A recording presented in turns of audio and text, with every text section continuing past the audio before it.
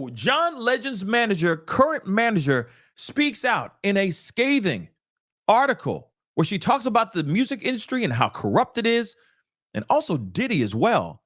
Did she almost become a victim of Diddy? Pascal, you are now rocking with that dude Pascal. What's up? John Legend's manager. I'm telling you, I'm not kidding, not ex, current manager, writes an op-ed in the New York Times talking about her experience in the music industry, saying how toxic and how filled with monsters, for lack of a better term, it actually is. It is absolutely insane, and she's got a lot to say about the Diddy allegations and all that. Let's get into this article. We already know about John Legend, okay? Ordinary people. We already know about that dude, but his manager is speaking out, and I'm wondering, I'm wondering how he's feeling about this morning, waking up and seeing this article that's been out here. Now, I don't have the New York Times article. This is from the Hollywood Reporter, giving us basically a breakdown of what she says. I highly recommend you guys go check out the New York Times article, but this is some crazy stuff. Let's take a listen or take a look at what she says here. So Emmy-winning producer Ty Stiklorius describes a Sean Diddy Combs yacht party she attended 27 years ago, and says, we have an opportunity to turn the page on an archaic, sometimes predatory model of doing business. Hamburger. There she is, the manager, standing right next to her client, John Legend.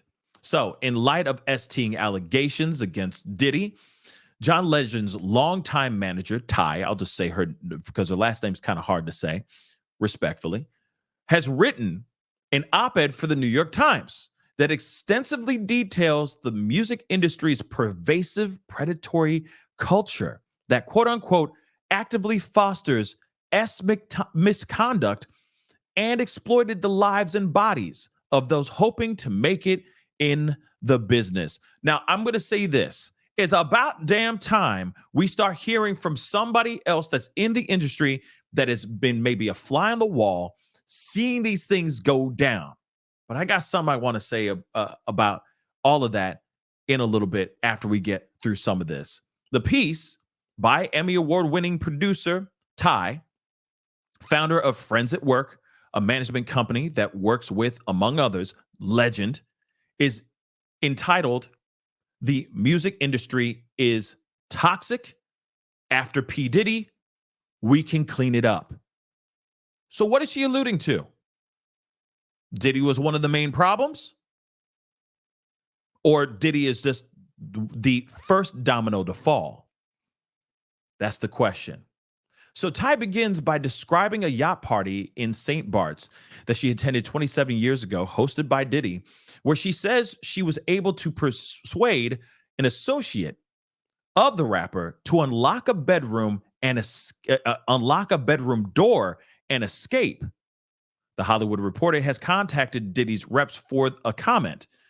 Moving on, though, at the time, she says she didn't realize exactly what she had clawed her way out of. It was an indicator, Ty said. Power has been concentrated in the hands of kingmakers, wealthy, entitled, nearly always male gatekeepers who control nearly every door that leads to success, and who can, without consequence, use their power to aid young women and young men. So now we're understanding that she was a victim too, or she got out of a situation where she could have potentially been 110% a victim at the hands of the diddler. Very interesting. Or the diddler's associates, let's just say that. Ty reveals that women have not been safe in recording studios, on tour buses, in green rooms, or in office in the music business.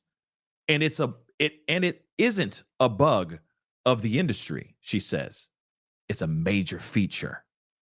After P. Diddy's arrest, Some observers wondered whether the industry would finally face a quote a Me Too movement or a Me Too reckoning, she writes.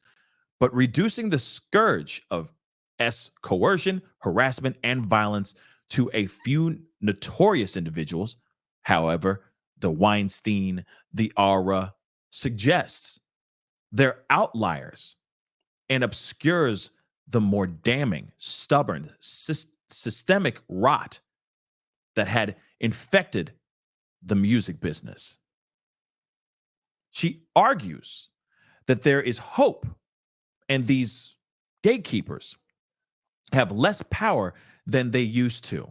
They might still dangle the keys to success in front of young artists, but the locks are changing. Ty references the Gen Z star Chappell Roan, who was forced to battle with her label to release her smash hit, Pink Pony Club.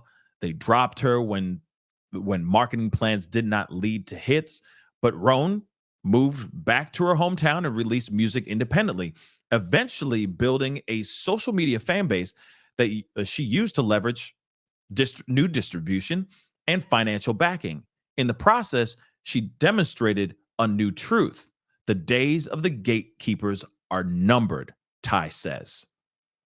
She continues, my early experiences with these P words and those that enabled them nearly led me to give up on the music business. After years, or a few years after the boat incident, while pursuing my MBA at the University of Pennsylvania's Wharton School, I attended a dinner where a senior music executive slipped his key card to me under the table, an unsubtle invitation to his hotel room. I declined.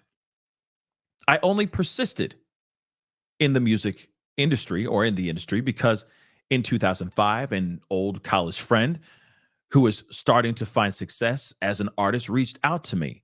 The artist was John Legend, and 20 years later, I am still his manager and partner in multiple business ventures. It turns out that many artists, including John, want to be part of a different model of business and culture. It's interesting that she's now trying to get John out of that conversation and saying, like, he's one of the good ones. He's not one of the bad ones. He's out here, though. He's with me. He's team making a change, getting justice for these victims, right? And of course, changing the lens, spinning the lens on how we see and how artists are getting out here and finding success. Because yeah, there's a lot of monsters out here for sure. There's a path forward to turn the page on this culture of exploitation. And she concludes in this op-ed. She says, how many other women had early experiences similar to me and abandoned their ambition to be artists, let alone recording engineers, producers, or executives? How many women were coerced, attacked, and silenced on their way to their dreams, trapped by men who controlled access and who made us believe that the key to the kingdom was a key card to their hotel room? The producer wraps up by saying that the industry owes it to the countless survivors of SA and misconduct, quote unquote, who suffered silently to unearth the truth. We owe it to the next generation of creators to remake the business into something worthy of the art they create. Now, what is really wild about this is she's basically saying, hey, this happened to me as well. This happened to me too. And that there's a time, it's about time that things start to change for the better. That now that we have Diddy out, that maybe this is the start of something brand new. Now, again, when you hear something like this, of course, it's shocking that she's saying, hey, I got out by the skin of my teeth. I got lucky. It could have been much worse for me. And of course, she's one of the lucky ones at the end of the day. It's not just the women now. It's also the men. There are plenty of men that are being SA'd, that are being coerced, that are being made to do certain things just so that they can get their record deal or so that they can get their song on the radio. And that's really sad too. So it's both sides of the spectrum here, as far as genders go. And that's really, really sad. And that's not how it should be. But she is right that maybe this is the time to clean things up. Maybe this is the time to flip things around and change things and give artists the opportunity, the right opportunities, because they actually have the talent, because they actually have that it factor, not because they're willing to do whatever it takes in a hotel room. Maybe it is time for a change. Will it actually happen? We'll never know. Anyway, guys, or only time will tell.